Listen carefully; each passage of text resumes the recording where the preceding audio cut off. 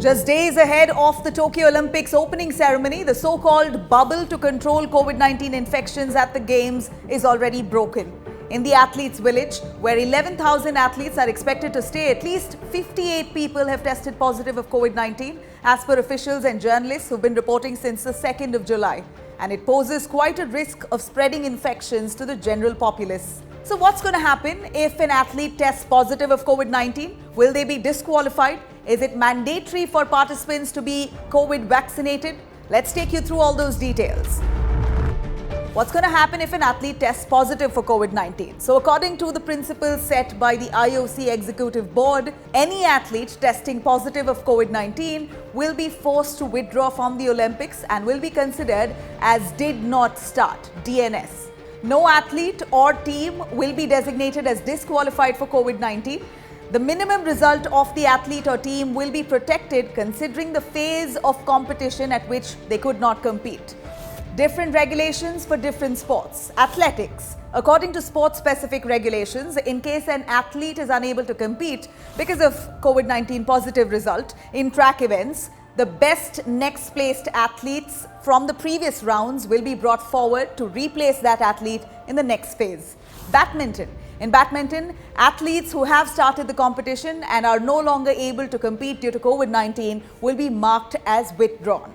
The opponent will receive a bye and the minimum result of the athlete is protected. Wrestling. If an athlete is unable to compete, the opponent receives a bye into the next round. In case the athlete has reached the finals and is no longer able to compete then due to COVID-19, then the athlete who is eliminated in the respective semi-finals will fill that vacant place and compete in the finals. Going over to other sports, in some events like tennis and boxing, if the player tests positive, the opponent receives a bye and no replacement will take place. If this happens in the finals, the player testing positive will receive a silver medal, whereas the opponent will receive a gold medal. In sports like rugby and hockey, if a team tests positive in the knockout stages, their minimum ranking achieved will be protected, and if time allows, their opponent will advance to the next round. In general, for most of the single-day events like shooting, weightlifting, marathons, all that an athlete really needs is a negative test report from that morning to compete. Whereas for events like hockey, handball, rugby that go on for multiple days, a player or a team testing positive can be replaced. So how will contact tracing happen? Any athlete who comes in close contact with an individual confirmed to have been COVID-19 positive will be asked to remain in a single room for 14 days and prohibited from leaving except to train or to compete. They will only be allowed to compete if they test negative in a PCR check held just prior to their event. In events such as judo, PCR tests will be taken after the match as well. All athletes will be tested daily and will have to withdraw if tested positive. A contact tracing system is going to be used in the Olympic Village to help contain any cases that emerge.